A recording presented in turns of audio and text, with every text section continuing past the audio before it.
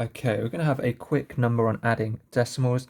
The main thing to remember with adding decimals is to line up all your place values, okay? So that means all your units have to be in line, all of your tens have to be in line, all of your tenths have to be in line, and your hundredths have to be in line, okay? So let's, for instance, have 789.56 plus 127.4. Okay, so my first thing I'm going to do here is write this as a column addition. Okay, that's perfectly fine. So let's write out our first number.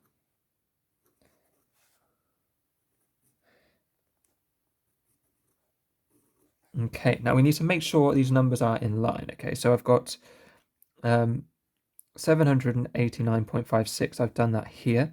So the one thing that has to be in line is the decimal. So if I could put that decimal in to begin with. Okay, so that means I know that there's going to be a 4 here, and there's going to be 7, 2, and a 1, and we're doing addition. Okay, now I tend to do 2 lines, sometimes I do 1, does not really matter, and sometimes I carry in a slightly different place. So there may seem like there's a slight problem here in that there is nothing under this 6. Remember, we can put a placeholder in here of 0, and that does not change this bottom number. Okay, then you just go from right to left, adding each of these up. So you've got 6 add 0, gives us 6. 5 add 4, gives us 9. Now in our answer, our decimal place has to be in line. So we're going to put our decimal place next. Okay, and then we're going to do 9 add 7, which is 16. I carry the 1 down here. So we, because we had an extra 1 in our units column, 10 ones in our units column, we convert it into our tens column. And then we have 8 plus 2 is 10, plus another 1 is 11.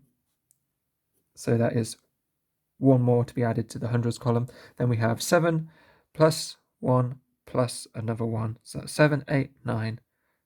We get an answer of 916.96.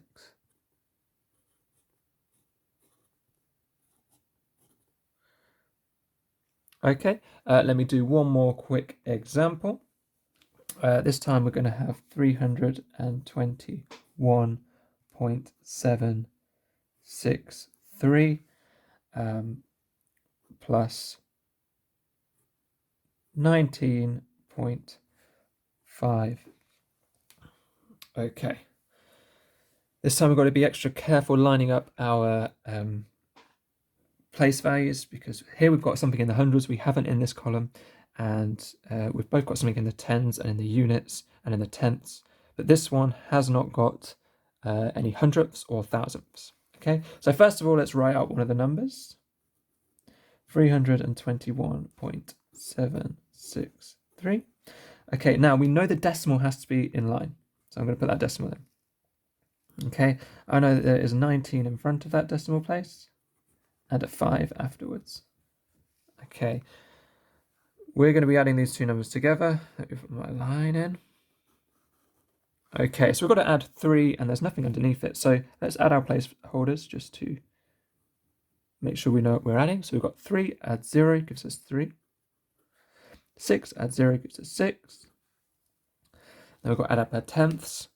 So we've got 7 add 5 gives us 12. Okay, so we've got to have 2 in our tenths column, and we're going to have 1 over here in our units column. Don't forget, next we have to have our decimal in place. One mistake people often make is by accidentally moving this decimal or not lining all these decimal points up. But we have to have that there in our answer, so it's in line with the question. Now let's move on to our units. So we've got 1 add 9, which is 10. Add another 1, which is 11. Now we've got 2 add 1, which is 3. Add another 1, which is 4. Okay, now we've got 3, and there's nothing underneath it, so you could put a 0 here. That would not change the bottom number if it helps you to have something to add it to it. So 3 add nothing gives us 3, which means our final answer is 341.263.